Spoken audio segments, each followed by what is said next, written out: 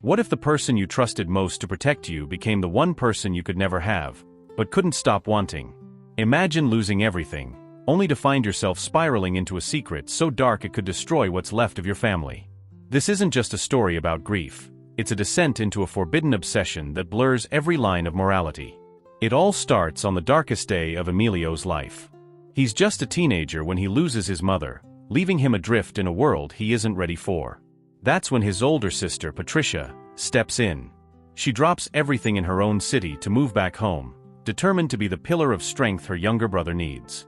At first, it's a beautiful picture of sibling devotion.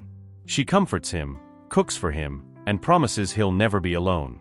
But in that quiet, grieving house, the atmosphere begins to shift from comforting to suffocating.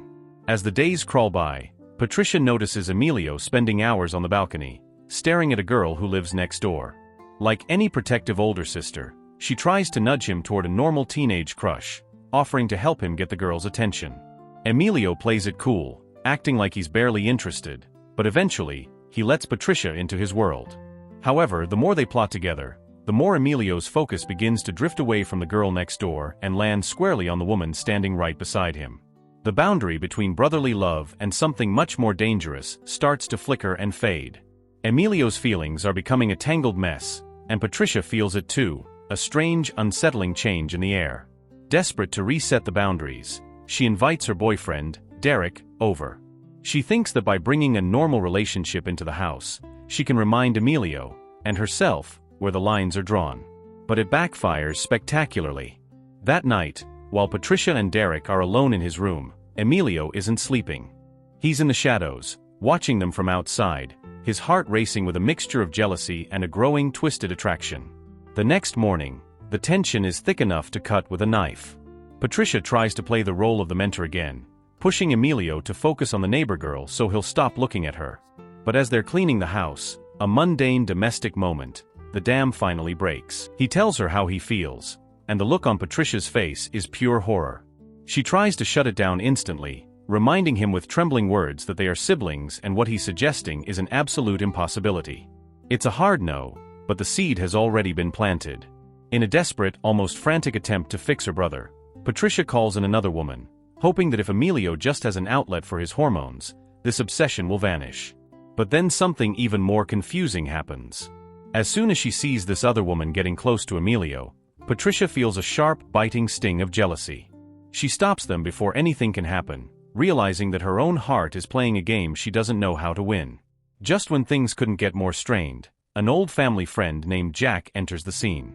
He's a teacher who used to tutor Emilio, and his return brings a brief sense of normalcy, or so it seems. During a lunch with friends, Patricia starts flirting with Jack, perhaps trying to prove to herself that she's still normal. Emilio watches every smile, every touch, his eyes burning. When Patricia goes out on a date with Jack later that day, Emilio follows them like a ghost in the night. The moment he sees them become physically intimate, something in him snaps. He charges out of the darkness and attacks Jack in a blind, emotional rage. Back at the house, the confrontation is explosive. Patricia demands an explanation, and Emilio, broken and exhausted from the secrets, admits the truth. He loves her in a way no brother should, and he can't stand to see anyone else touch her.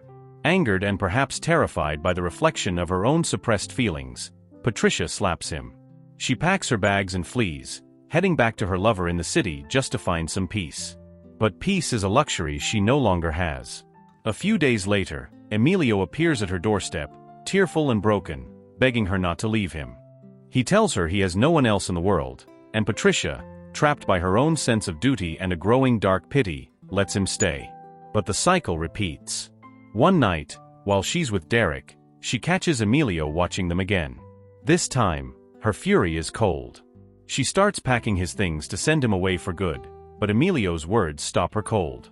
He's completely dependent on her, emotionally and physically. She feels trapped in a cage of her own making. Then comes the ultimate betrayal of everything they were raised to believe. Even as Patricia prepares to marry Derek, the wall finally crumbles. She remembers Emilio telling her that being with her was his lifelong dream, and in a moment of weakness and twisted desire, she gives in. They begin a secret, clandestine relationship right under the nose of her fiancé. It's a choice that offers no warmth, only a deep moral rot that begins to eat away at them both.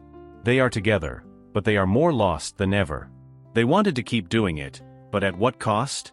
Is it ever possible to find happiness when your foundation is built on a secret that can never see the light of day? If you were in Patricia's shoes, would you have chosen your brother's happiness over your own soul, or is some love truly too broken to be saved? Let me know what you think in the comments. Was this a sacrifice of love, or the ultimate family betrayal? See you in the next one, and thanks for watching.